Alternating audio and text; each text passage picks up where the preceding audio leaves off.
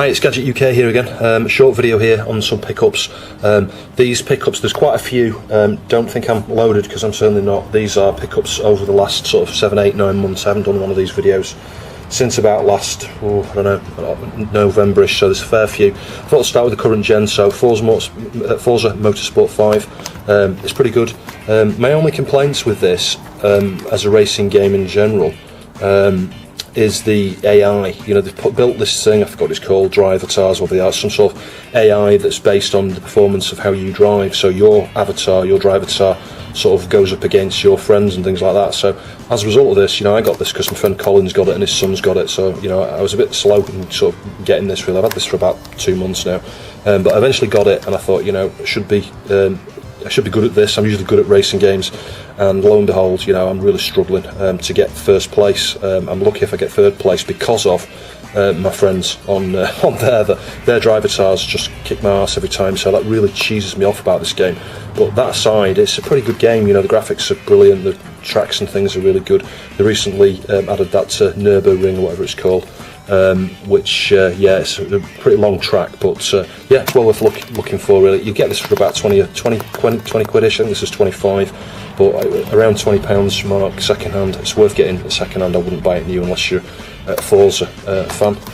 Yeah, Titanfall, just got this the week before last. It's really good. Colin described this as sort of Call of Duty with big robots. And he's not wrong. After you actually master the controls of the robot, you know, you've played it for a week or so, you know, using the robot primarily. Eventually, you come to the conclusion. Well, I did anyway. I came to the conclusion that actually you're best off just using the robot on autopilot, get it following you around, and actually, you know, because then you can use your rocket launcher and stuff to help assist it effectively in taking down another sort of mech or whatever they're called, and killing any enemy pilots. And when a pilot jumps on top of it, you can then snipe them off pretty easy from the ground. So I actually play much better when you actually don't use the robot, which is ironic, you know. But yeah, and aside from the fact it's only 6 versus 6, and connectivity, you know, it's not great on some of the matches and things. It's a good game, but I think the other, coming back to one of the things I don't like about this as well, is this lack of single player. Now, there is a single player campaign, but it's not a single player campaign. You play it with online, you know, you play it online. So you've got to wait for a match to begin and all the players to join and all the rest of it, and it's just like, well, and it's even 6 versus 6. So you don't play the computer, you don't fight against the computer. So you know, don't be under the illusion that there's a single player version of this. And this is going to be one of these games that in a few years, well, maybe even less than that, when the servers, you know, people stop playing it and the servers start dying off, this game won't be worth £1 because you won't be able to play it. So I'm quite annoyed at that, really. If that's the sign of things to come, I'm going to stop buying that kind of game. If I'd have known it was like that, I wouldn't have bought it. But it is a good game, trust me. So going backwards, I guess, in terms of you know, age of these consoles, Condemned 2.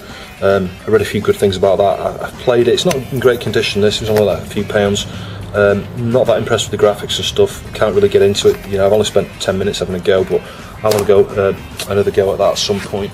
Sorry, I'm just going to swipe the dust off this Black Ops. Let's just stick that there a sec. This has been on the shelf for a couple of months, and it's caked, as you can see, in dust on top.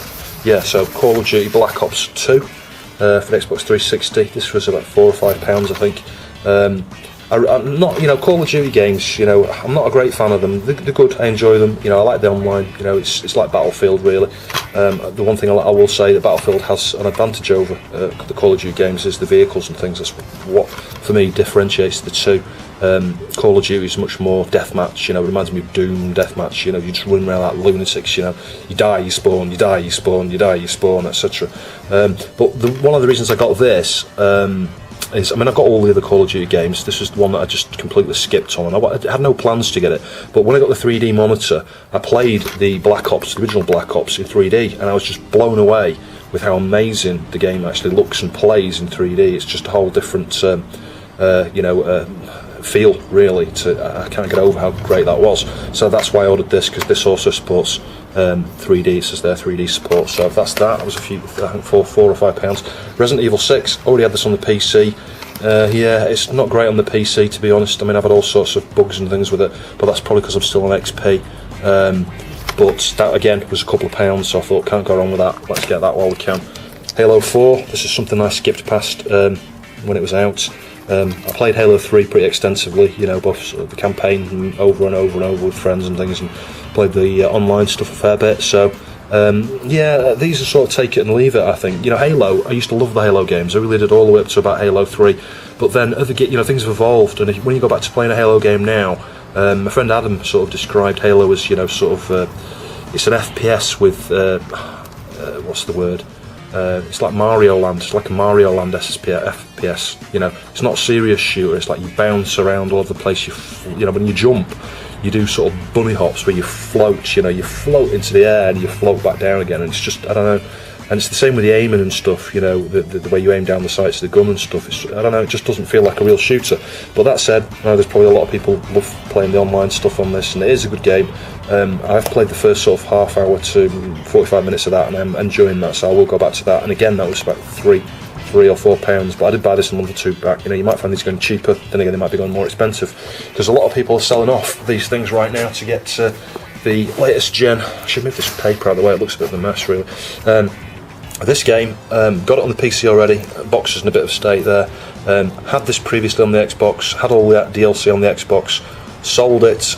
I don't know, I think I forgot what I got for it now. I got something like £12 when I sold it, and then ironically a few months later I bought it on the PC, you know, in Steam sale, and it was about £6 or £7 or something.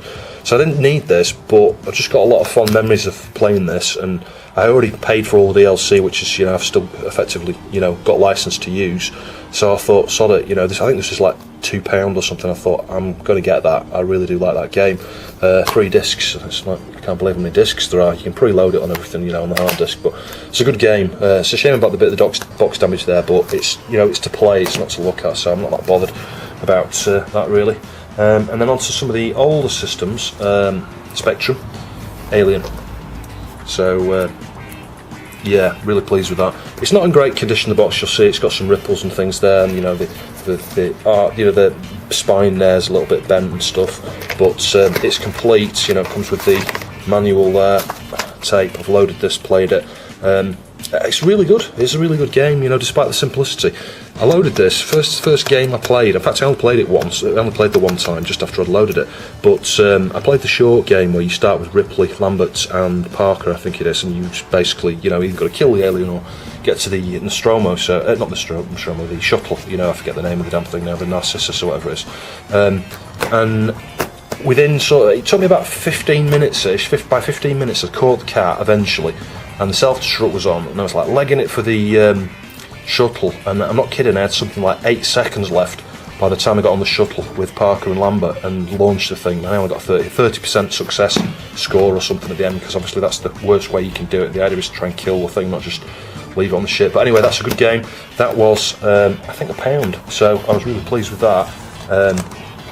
That for Spectrum, another £1. It works fine, but it's one of these, you'll come across this yourself with Spectrum tapes, the alignment's not right. This sometimes occurred, and I don't know if there was a manufacturing defect or whether it's something to do with the aging of the magnetic material on the tapes and things, I don't know, but you'll find if I try and load this, it'll sound awful. It sounds like it's not aligned with the azimuth, and yeah, you can adjust the azimuth on the tape deck and then it'll load, but obviously that then messes up other games, so I have to change it back again. So it does work, but it's just a bit annoying in that sense. And then I also got this, this was thrown in for free, Sabre Wolf, which does work again, you know, got the manual, haven't got the box or anything for that, so don't know, if you've got one, let me know, that'd be useful. A couple of other games that were thrown in I didn't even expect, I didn't even pay for these, they just got thrown in anyway. One was Pyrocurse, one was Rubicon, no boxes for these, both load okay, so yeah, I'm not that bothered about those to be honest. Probably, if you want them, just give me a shout, I'll post them to you. And then this, which I'm really pleased to get hold of, which is Ghosts and Goblins, as you can see, for the Commodore 64. Now, the interesting thing with this box doesn't look as I remember. I swear these boxes were bigger than this, just a bit bigger, about sort of, I don't know, so big. So, I don't know, maybe they did 2 different versions, maybe this is a European, like a, you know, version for Europe or, you know, Germany, France or somewhere, I don't know. It's all English, you know, the instructions are English and stuff, and you know, but it's complete. That's the main thing, and it's in very good condition. So, yeah, pleased to have that. Onto some of the mobile stuff, pocket, you know, sort of handheld stuff. I got Pac-Man for the Neo Geo Pocket Color. That's so awesome. That's a really good. I mean, it's a basic game, so there's not much there to actually to worry about in terms of the quality. Any system will handle it, is the point I'm trying to make. But it does look and sound really sweet. It's just like the arcade, so really pleased with that. That was a few pounds. Sonic Adventure. I think this was £4 or £5. This was imported. Sonic, Pocket Adventure. So I believe it's very much like Sonic 2. I played the first level or so, and thoroughly enjoying that as well. It's an amazing port, that. And I got a few boxed versions of games here. Dark Arms, Beast Busters. Got that from the States. That worked out about £6, I think. It might be £7 or £8 actually, including shipping, so that was not too bad.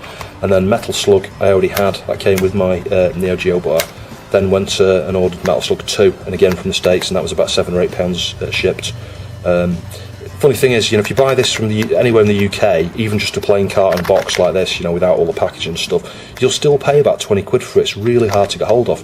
Yet if you're prepared to look a bit wider, look towards the States, like I say, you'll find that for around £7 or £8 shipped, which is really good. But it will take, I think that took about 2 weeks to get here. Like Dark Arms did as well.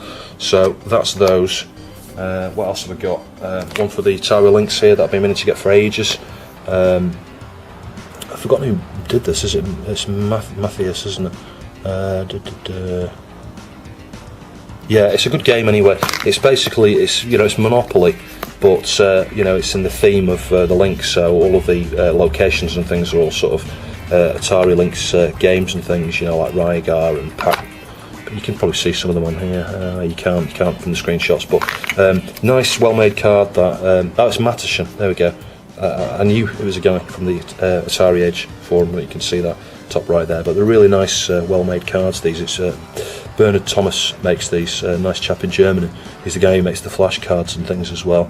Yeah, really sweet design board. That I like the white sort of coating and stuff on it. But yeah, I think it was about £20. So that's really good because it can be really hard to get hold of. So pleased to have that in the collection. It's one of the few Lynx games that I didn't have. And then my wife, for my birthday, got me this, an Everdrive for the Nintendo 64, so I expect a lot of Nintendo 64 videos coming soon. And then also for my wife for my birthday, got me this, Neo Geo Pocket Flashmaster. So, this is just like I think it's 16, it might be 32 megabit flash card, and you get a USB docking station. I've got it away, it's not here just right now, but you plug the card into the docking station. It's got a USB connector connected to your PC. Use the software from his website there, and you can load up to 2 different ROM images, games. So I think at the moment I've got like the golf game on there, I forget the name of it now, Turf Masters and baseball. But yeah, that's really nice because you can do some development, and that's my aim with this. That's one of the reasons I wanted one of these, to start doing a bit of development on the Neo Geo Pocket Color as well, see if I can throw together a game for that. So I might even be able to do a port of Alien yet, I don't know. I've not really looked at the dev kit, I've not looked at the specs of the machine to see what what it'll do, what the screen resolution is and all the rest of it.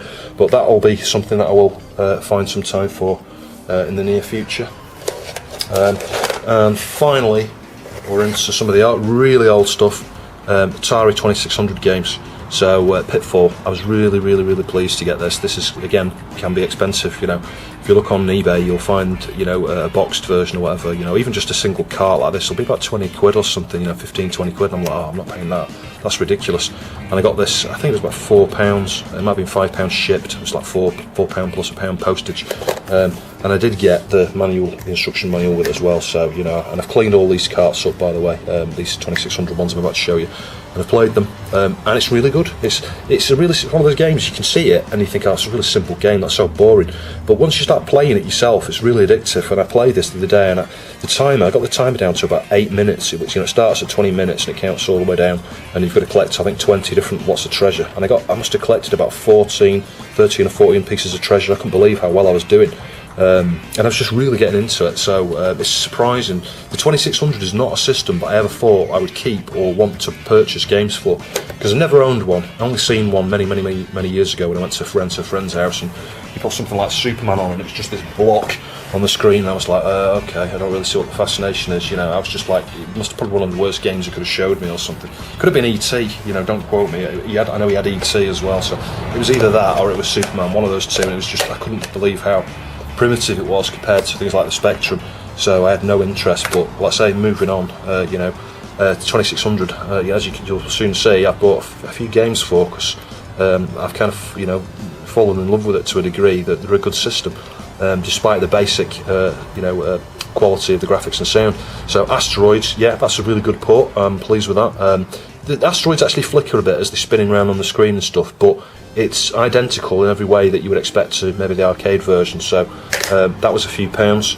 This was a few pounds. Combat, not a great game, but I think it was one of the games that shipped with the system. It was really one of the very early titles at the least there, and it's got a few different things on there. Tank, pong, invisible tank, biplane, jet fighter. Reminds me of that Vectrex game, I forget the name of it now, where you drive a little tanks around and try and shoot the other player. So, and you can do that, rotate the tank sideways direction. You go in and fire shots, bounce them off walls at each other. So it's quite good, quite fun. I got this off a recommendation on, I forget what it was now, a website I was looking at, saying it was one of the top 10. I'm a bit, I wouldn't agree with that. There's a lot of people saying this is a great game. I just think it's an okay game. It's a bit like Robotron to a degree, with a lot less enemies, and I don't know. There's not much going on it. You have a little character just like you do in Robotron. You can fire in different directions, and the enemies come at you from different directions. They'll fire at you. But if you hit any of the edges of the side of the screen, any of the borders and things, you get zapped, and that's a life gone. And then it's just a bit weird the way it works. You seem to randomly teleport onto another screen when you die, and you're like, well, does that mean I've gone back a level? Have I gone up a level? Am I just on a random level? What's the aim other than just killing them all, going off the screen onto a new screen, rinse, repeat?